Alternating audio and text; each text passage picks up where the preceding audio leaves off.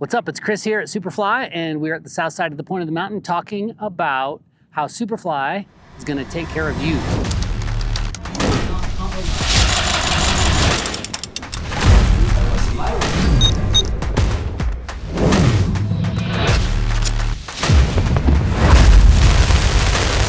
One of our cornerstones is to behave as instructors in the most honorable, forthright, courteous, conscientious. Safe is a kind of an unusual word. I'm not sure that this is safe, but thoughtful, right? And our job is to manage the risk for you. So one of the questions is, how do we do that?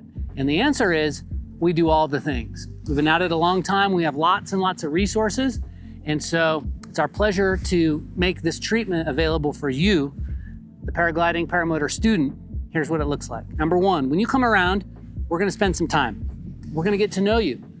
If you think about it, it's not very smart for an instructor to go and send a student into the air without knowing who they're dealing with. To a certain point, we need to spend enough time with you to know where your strong points are, where your less strong points are. Every student that comes along has some weird thing that they bring to the table. Sometimes it's a weird footwork, or sometimes it's weird arms from mountain biking or swinging a hammer, or sometimes it's a weird look they do on their face when they try to kite. The list goes on and on. We're in the business of finding that weird, helping you to get rid of it, helping you to rise to the occasion to be the best paragliding student you can be, and it takes time. So we'll spend time here, we'll spend time in the simulator. That's one of the best things we do. We spend multiple sessions in the simulator and we're checking things like, how do you tend to address the brakes? What kind of grip are you using? We fine tune it so that you're using our preferred light touch grip. We also find that people, when they transition into the harness and out of the harness, they'll do all level of crazy things that don't really work for flying, and we iron all of that out before we even get started. So by the time you come out and you're doing actual activity, you have some basis. We use a ton of gliders. We have small mini wings, single surface gliders, regular gliders of all categories, lightweight gliders for days. We even use bigger gliders in some cases to make up for certain situations. For example, if people have trouble running or if people are a little bit bigger, we really use a big glider and we really slow things down. All the harnesses that we use in our school are 3-buckle type harnesses that make it so that you're not uncomfortable from the kiting. And so the user experience and the treatment while you're learning how to kite is just top notch. We're really proud of that. You won't find a 2-buckle type harness in our kiting fleet. Not that our students don't end up buying the 2-buckle type harnesses that are so popular. For sure they do. It's just that we don't use them in training so that everybody's comfortable while they're learning to kite. We use reserves in all the harnesses. Anytime anybody's making a significant flight, there's a reserve on them, and we give you the basis that you need to be able to use it. We've never had a reserve thrown during training, but we think it's insane to argue against a potentially life-saving device, and we give you the information you need, and we make sure that everybody flies with one every time they're out here at the hill and being Superfly. Stirrups. We're kind of big on stirrups. It's not for sure that everyone needs a stirrup, but you will not see our people grabbing onto the risers, putting both brakes in one hand, letting go of the brakes, or any number of other irrational things that happen to get people into the harness. We just don't do it. We use a stirrup, and our people look so clean as they take off. We use a 3-stage pre-flight. 1 is a pre-flight, 2 is a killer check, and 3 is a cruise check. We're big on checklists and buddy checks. Generally 2 radios for flights of any consequence, good radios, and 2 of them, 1 on each shoulder.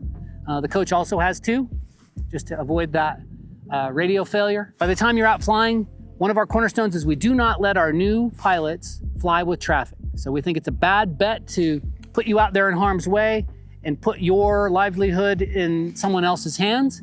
And so we just don't do it. We just have our people take off and go fly by themselves off to the side. And we do that ongoing throughout the training. We try not to let that happen, that our people are flying with traffic. We don't think it's a good bet. We don't know who's out there in the pattern. We don't know if they're trustworthy or not. One of our cornerstones is we just don't do it. Moving right along, repetition and kiting, right? So we do not let our people go to the training hill, by and large, get after it, start flying without doing multiple days of kiting. Right here, we want them to feel at home under the glider. I would say on the average, people have a couple hours of glider above head before we take them down to the training hill and before we start actually flying. And it makes such a difference. All the little pieces are there and the confidence is there. And they don't feel like they're in over their head, which is a great thing while you're learning. Repetition, right? We have a trailer over there. It's a 20-person people mover. Looks like a hayride sort of trailer. People land with their harness on and their glider over their shoulder. They walk into the trailer, drive back up and do it again. Cycles. We have a very unique situation here. We know it's not possible everywhere in the world. We're not saying it's the best, but we're saying we're really proud of what we've got.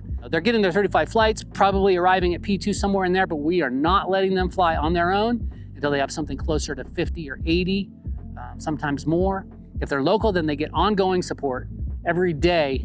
We had people here today with 100 and some flights, and as they're taking off, we chime in on the radio with a tip. They get the value. Awesome. Ongoing support. We have a 300-person group where we send out links on the daily for a Zoom classroom, and we record the Zoom calls. So we have a big archive of recorded Zoom classes, ground schools that any of our students can tune into. And so we're here, you know. We've been here for 30 odd years. We don't see ourselves going anywhere anytime soon. We love this place and we love being there for our people. We love supporting people. There's not a time that a person comes around, shows up after having been gone, and we don't have something for them to work on, something for them to tweak. We're really proud of the pilots that we output. We have had guys rise to really high levels, you know, people who've ended up in the X-Alps and in the World Championships and working in R&D, and you know, the list goes on. We just couldn't be more proud of our people. Again, we don't think there's really anything too special about us. We're just taking advantage of all the things that are out here and available to us. I would say we're absolutely not the only option. We're a really good option, and there are many. And even if you do learn at a different place, then you're always welcome to come around here. You can find us here every morning. Come on over, say hi, stay really close to us, get on our radio frequency. Let's make friends. Let's make sure that your first flights that happen here go well. You're gonna have a few things to work on, and we're happy to help you with those. And most of it's free of charge. So we'll just be excited to meet you. When you think of Superfly, just know that we're here doing our absolute best. We have all the things. At this point, it's a challenge to us to see what we can do and do better. We're trying to rise to the highest level. We also have paramotor offerings. The short story on that is that we get you flying really nicely off the hill, and then we bring in the 70 pounds on your back once you already know how to land, and it's really the nicest way to handle it. We have some amazing motor spots around here in Utah, putting some really high-level P2 and PPG2 paramotor students that we're really proud of. So looking forward to meeting you, and come around and join us. It'll be our pleasure.